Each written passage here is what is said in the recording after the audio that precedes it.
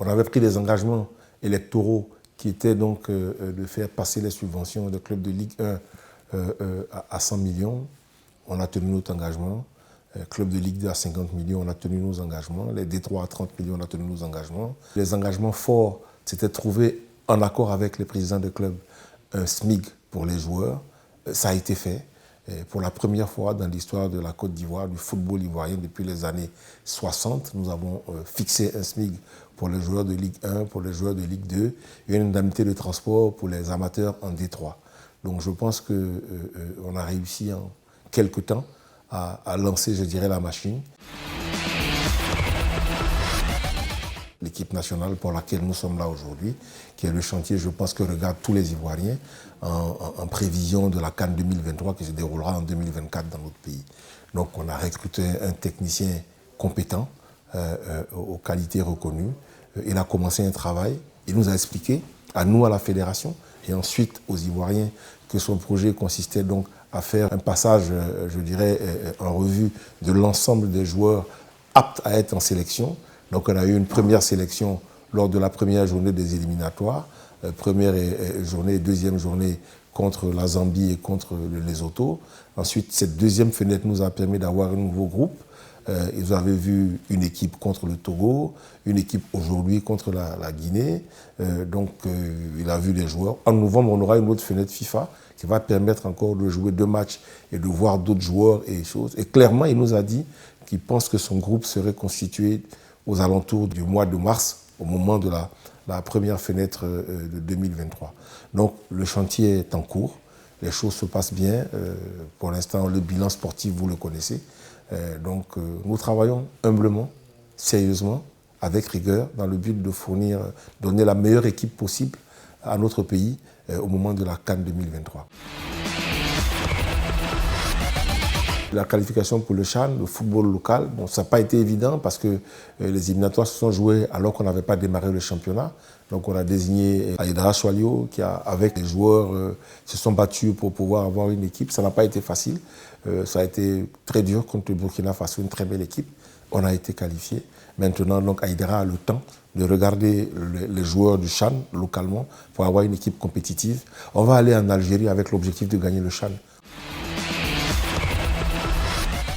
Un pays construit son projet de football autour de la jeunesse.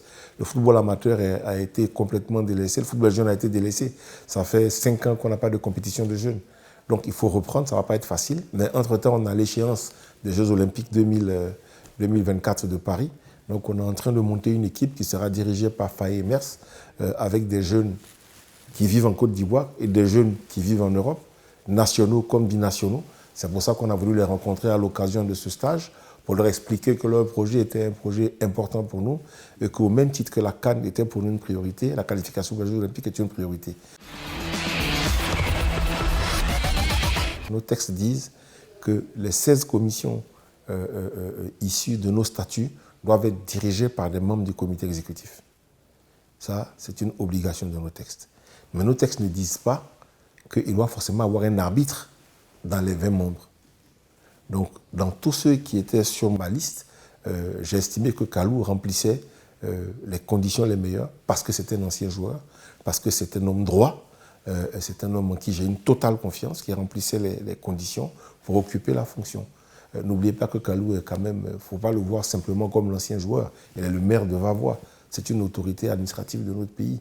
Donc j'ai voulu lui faire confiance et il a toute ma confiance pour diriger cette commission d'arbitrage à l'intérieur de laquelle il est secondé par des arbitres. Voilà un peu le choix de Kalou, il n'y a pas autre chose. Évidemment, vous savez, on est dans un environnement où les gens cherchent des polémiques sur tous les sujets. Alors évidemment, c'est un sujet de polémique, mais je pense qu'il n'y a pas de raison de faire une polémique sur ça. Est-ce qu'il y a d'autres objectifs? Il faut qu'on aille la gagner. Mais est-ce qu'on peut la gagner maintenant? Si vous me posez la question, je vous dis non. Vous savez, j'ai un problème parce que les gens ils pensent que moi, je ne sais pas tricher. Vous voyez? En prenant cette fédération, je me suis fixé des objectifs avec le groupe qui est avec moi, avec mon staff. On a travaillé, on dit voilà où on veut aller. Mais pour aller, il y a des étapes. Alors, date d'aujourd'hui, il faut me demander si on peut prendre la CAN, je vous dis non. L'équipe que nous avons n'a pas le niveau pour prendre la CAN. Le dire, ce n'est pas être défaitiste. Par contre, je dis, de maintenant à la CAN, on travaille sur un projet que j'ai appelé une équipe commando, d'ailleurs, hein, et parce que je crois vraiment que c'est une équipe commando, parce qu'on n'a pas tant de temps que ça pour bâtir une équipe qui se connaît, qui a joué ensemble longtemps, etc. Donc on va travailler, et l'entraîneur a toute ma confiance. On a échangé, lui et moi, il connaît les objectifs, et on va y travailler. Mais je suis convaincu que d'ici janvier, février 2024, on aura un effectif solide. Il faut faire preuve d'humilité, il faut travailler avec abnégation, avec rigueur. J'ai été éduqué dans une famille humble où on m'a appris que le travail paye. Et je pense que c'est avec le travail que nous allons y arriver. Et avec le travail, je pense que d'ici 2024, on va viser l'objectif de remporter la CAN. C'est à ça qu'on travaille.